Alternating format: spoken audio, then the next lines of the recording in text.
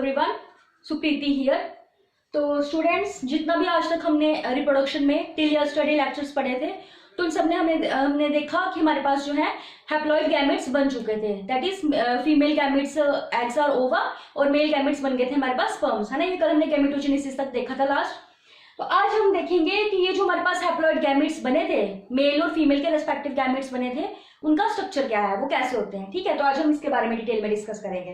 ठीक है, देखो ये जो डायग्राम है, this is the structure of sperm. ये क्या है, ये स्पर्म का स्ट्रक्चर है। और जो स्पर्म, जैसे कि आप जानते हो, ये हैप्लॉइड मेल गैमेट है। मेल गैमेट है, ये हैप्लॉइड है। हैप्लॉइड मींस इसमें क्रोमोसोम नंबर जो है वो एन होता है, दैट इज 23।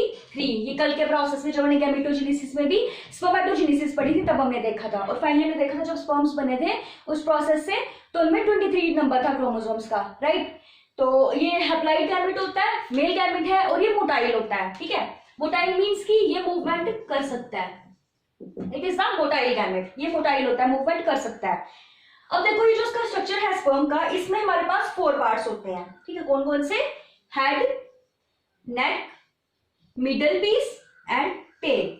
ये 4 पार्ट से मिलकर बना होता है। Head, neck, middle piece and tail, middle piece and tail. ठीक है, ये 4 पार्ट्स है किसके? स्पर्म के। अब हम इन्हीं को देखेंगे। देखो ये जो सबसे ऊपर वाला पार्ट है, एंटीरियर पार्ट है। ठीक है, जो एंटीरियर पार्ट है, दिस इज द हेड। ठीक है, ये एंटीरियर पार्ट है सबसे ऊपर वाला।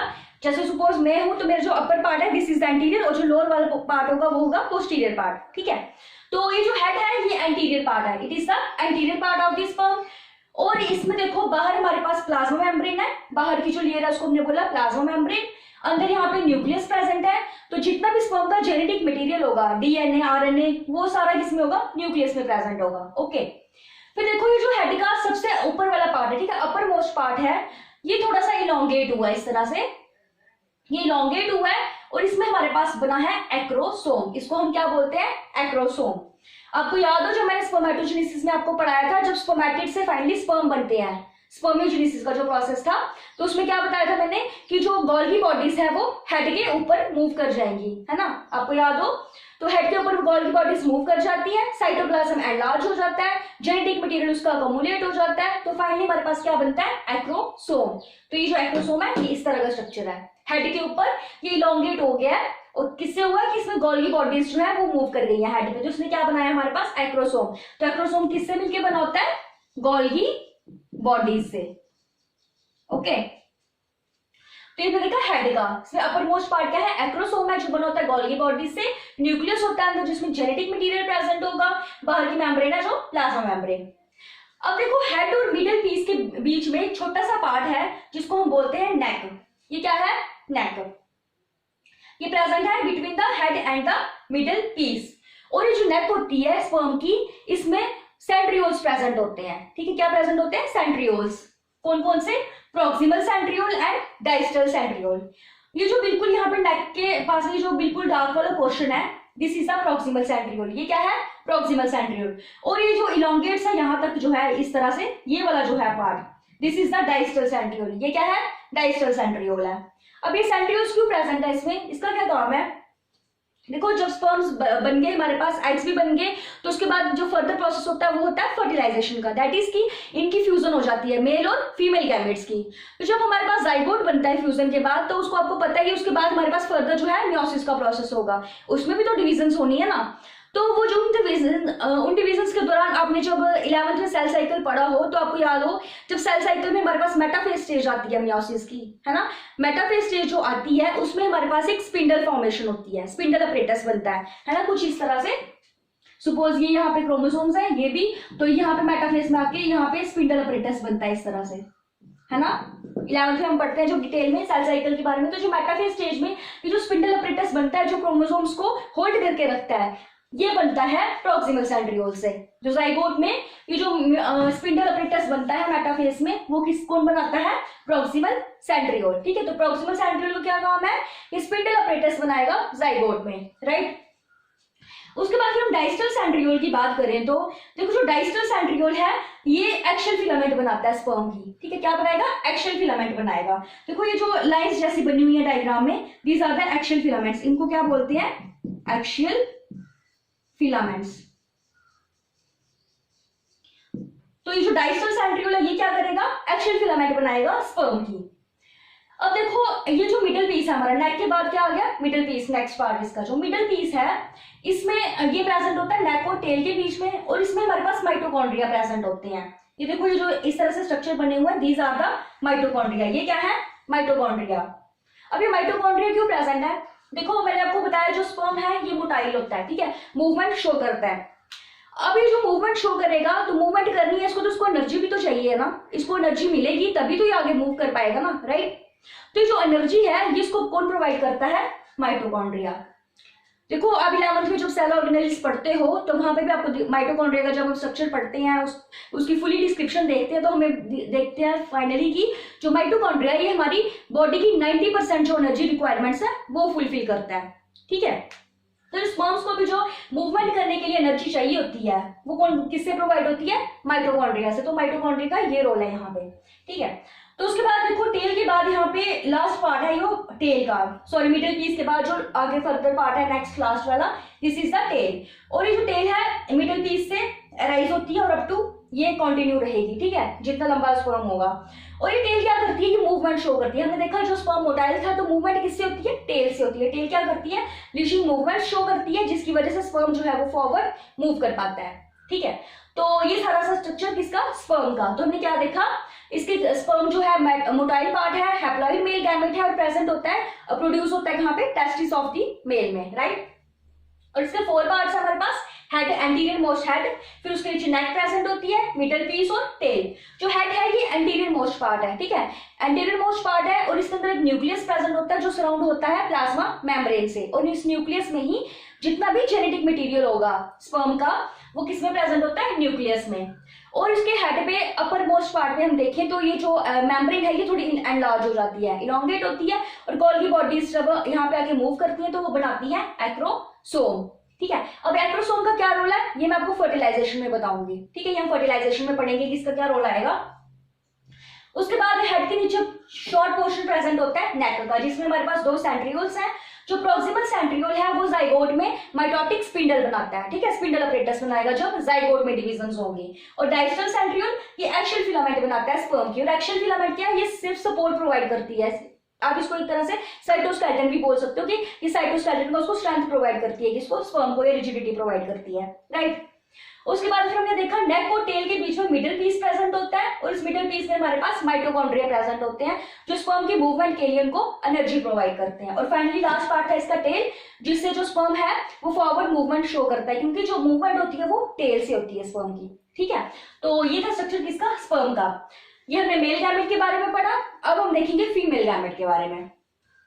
फीमेल गैमेट का जैसे कि हमने देखा, फीमेल गैमेट क्या होता है, ओवम, जो प्रोड्यूस होते हैं कहां पे, inside the ovaries of a female.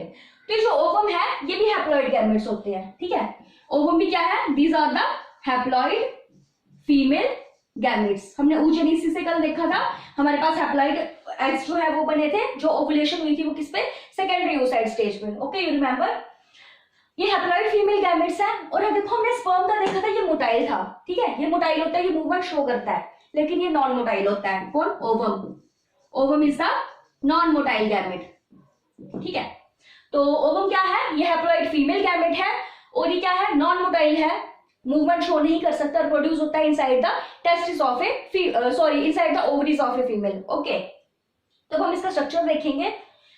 देखो सबसे पहले हम अंदर से स्टार्ट करें, थोड़ा मैं आपको ब्रीफ में पहले बताती हूँ। तो जो बाहर जो लेयर बनी है यहाँ पे इस तरह से जो सेल्स बने हैं ऐसे डॉट जैसे, इनको हम बोलते हैं कोरोना रेडिएटा। ये हम बाहर से स्ट्रक्चर देख रहे हैं इसका।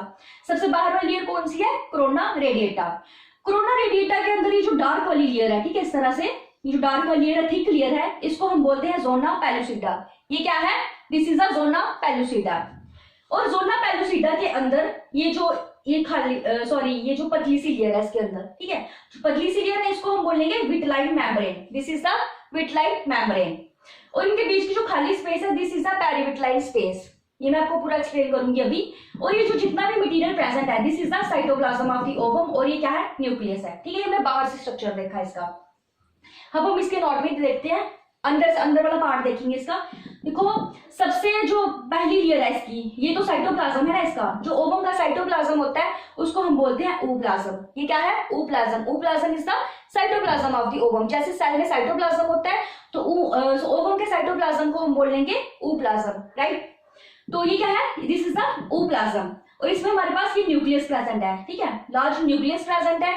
और ये जितना भी कंटेंट है, देखो हम ऐसे एनिमल सेल या प्लांट सेल की बात करें तो जितना भी सेल का कंटेंट होता है, उसका साइटोप्लाज्म हो गया, सेल ऑर्गेनेलिज या व्हाटएवर जो भी होगा, वो एनक्लोज होता है किससे? सेल मेम्ब्रेन से, है ना। सेल मेम्ब्रेन से एनक्लोज होता है। तो वैसे ही जो ओवम का कंटेंट है वो जिस मेम्ब्रेन से एनक्लोज होता है, जो सेल मेम्ब्रेन से एनक्लोज होता है, उसको हम बोलते हैं विटलाइन मेम्ब्रेन। क्या बोलते हैं? Vitelline membrane. तो आप इसको इस तरह से समझ सकते हो, जो एनिमल सेल में या बाकी सेल्स में प्लाज्मा मेम्ब्रेन होती है ना, जो प्लाज्मा मेम्ब्रेन होगी उसको ही हम बोलते हैं vitelline membrane of the egg. Egg की जो प्लाज्मा मेम्ब्रेन है उसको हम बोलते हैं विटलाइन मेम्ब्रेन। तो विटलाइन मेम्ब्रेन क्या है? This is the plasma membrane of egg, ठीक है। एग या ओवम की जो प्लाज्मा मेम्ब्रेन होती है उसको हम बोलते हैं विटलाइन मेम्ब्रेन, ओके, ठीक है।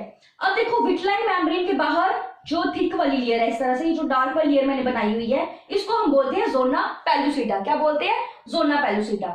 अब आप देखो ये जो विटलाइन मेम्ब्रेन है थिन वाली, और ये जो थिक वाली लेयर है जोना पेलुसिडा, इसके बीच में ये खाली स्पेस प्रेजेंट है, जो ये वाली स्पेस है, ठीक है, खाली स्पेस प्रेजेंट है, इसको हम बोलते हैं पेरीविटलाइन स्पेस। ये क्या है? Perivitelline space. और पेरीविटलाइन स्पेस के बाहर ये जो इस तरह से सेल्स प्रेजेंट है डॉट की फॉर्म में, जो मैंने सेल्स बनाए हैं, इनको हम बोलते हैं कोरोना रेडिएटा। ये क्या है? कोरोना रेडिएटा है, ठीक है। तो this is the structure of the ovum. हमने पूरा स्ट्रक्चर देखा डिटेल में। क्या है कि जो इसका सेल का जितना भी ओवम का जितना भी कंटेंट है, ठीक है, वो सराउंड होता है बाय द विटलाइन मेम्ब्रेन। जैसे सेल में प्लाज्मा मेम्ब्रेन होती है, ओवम की प्लाज्मा मेम्ब्रेन को हम बोलते हैं विटलाइन मेम्ब्रेन, ठीक है। ये विटलाइन मेम्ब्रेन अब जितना भी कंटेंट है उसका साइटोप्लाज्म हो गया, न्यूक्लियस, उसको एनक्लोज करके रखती है। और जो साइटोप्लाज्म होता है ओवम का, उसको हम बोलते हैं ooplasm. Ooplasm is the cytoplasm of the ovum. फिर विटलाइन मेम्ब्रेन के बाहर जो थिक वाली लेयर है वो है जोना पेलुसिडा, और इन दोनों के बीच में जो स्पेस है उसको हम बोलते हैं पेरीविटलाइन स्पेस, ठीक है। और ये जो जोना पेलुसिडा है उसके बाहर जो सेल्स प्रेजेंट है, लेयर प्रेजेंट है सेल्स की, ये जो डॉटेड फॉर्म में, this is the corona radiata. ये क्या है? Corona radiata. अब इन लेयर्स का भी हम थोड़ा बहुत डिटेल में जो फर्टिलाइजेशन में आपको पढ़ाऊंगी वहां पे डिस्कस करेंगे, ठीक है। मैं थोड़ा आपको दिखाती हूँ यहाँ पे बना के कि बना कैसे है। देखो ये है, this is the vitelline membrane. ये क्या है? Vitelline membrane. इसके अंदर जितना भी साइटोप्लाज्म है वो हो गया ooप्लाज्म, और ये न्यूक्लियस प्रेजेंट है। फिर इसके बाहर इस तरह से डार्क वाली लेयर प्रेजेंट है, ठीक है, डार्क वाली लेयर है जिसको हमने बोला क्या? जोना पेलुसिडा, ठीक है, this is the zona pellucida. ये क्या है? Zona pellucida. और इनके बीच की स्पेस है, this is the perivitelline space. ये क्या है? पेरीविटलाइन स्पेस है।